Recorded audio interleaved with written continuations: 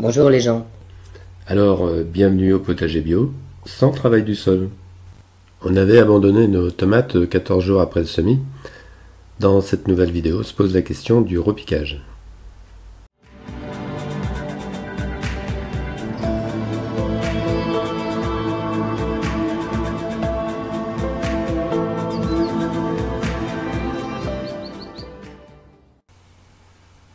Dis-moi JC, certains disent qu'il faut repiquer les tomates. Qu'est-ce que t'en dis? Alors oui, je vais commencer une séance de repiquage. Bon, avec les outils adaptés bien sûr, soit une petite cuillère et une brosse à dents. Alors pour répondre à ta question, ça dépend en fait. Dans mon cas, il n'y avait pas vraiment une obligation impérieuse de les repiquer dans la mesure où j'en ai seulement 3 ou 4 par godet, voire 5. Donc elles auraient pu rester ainsi encore un mois avant la plantation en plein air, puisque là on est un peu plus de 3 semaines après le semis. Mais on voit quand même qu'elles sont un peu tassées. Elles vont finir par se mélanger les tiges en poussant et ce sera un peu compliqué au moment de la plantation, après pour les démêler. Alors je vais en repiquer 24 dans les 4 petites barquettes là où j'ai disposé les godets. Alors ce sont des godets un peu plus grands et je les ai remplis d'un mélange de terreau et de terre de jardin tamisée.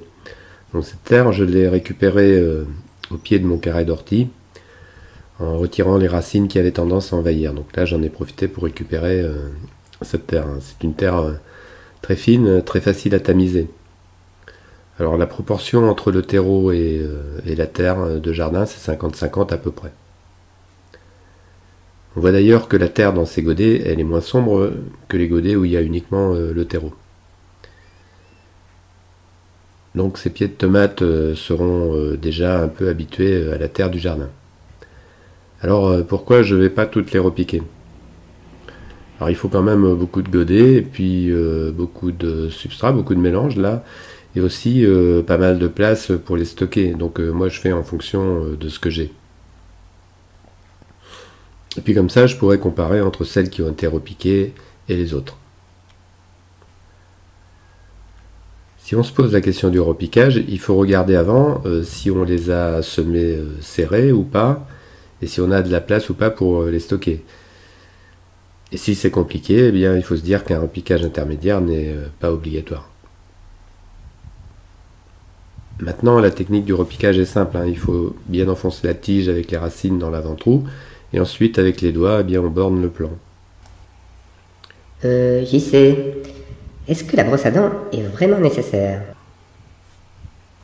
La brosse à dents. Eh bien, ma foi, je te laisse répondre à cette délicate question.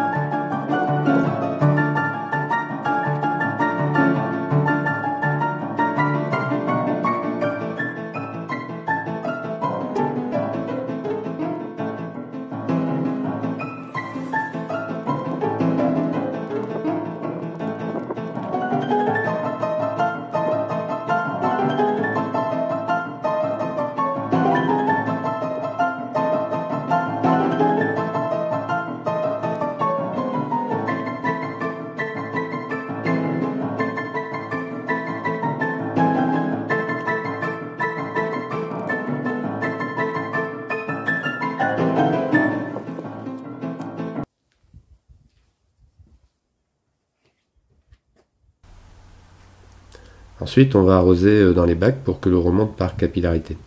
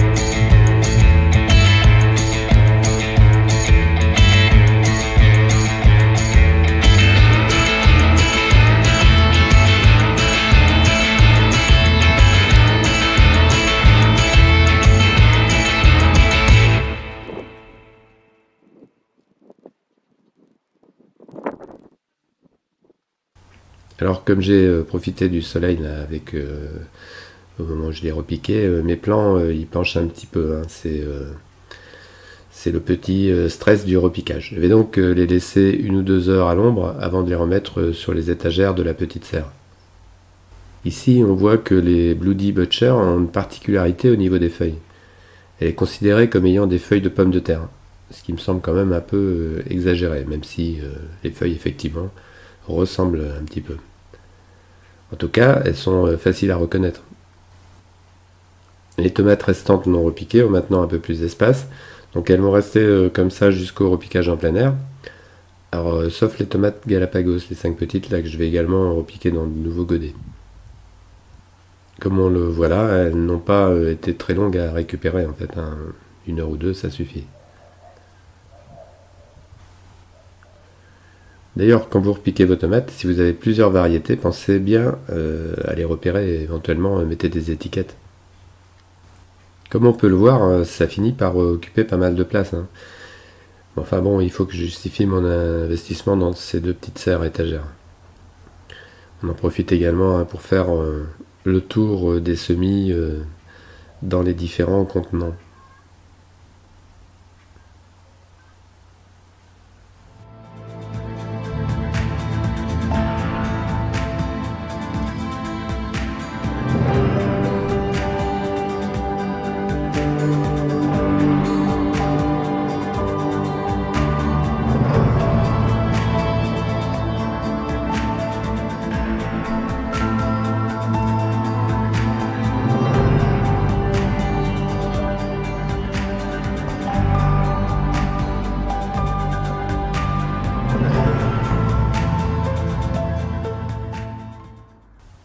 Les aubergines et les poivrons se sont également développés. Alors c'est une assez belle réussite du semis d'aubergine et un peu moins de la variété de poivrons Zorza. Là j'en ai un godet qui a rien donné. Mais en fait j'en ai quand même suffisamment. Et je vais également en repiquer un certain nombre.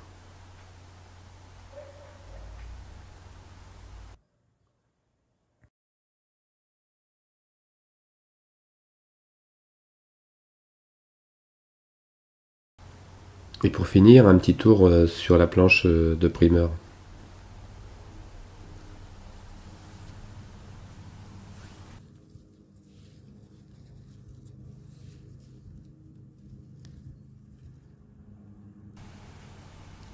Alors je me posais une question. Est-ce que ce sont des poissons rouges? C'est pas des poissons rouges, même si on est le 1er avril. Non, ce sont les premiers radis de 18 jours, qui en fait en ont quasiment le double. Donc ils sont encore un peu petits, mais bon, c'est juste pour se faire plaisir. Allez, affaire à suivre.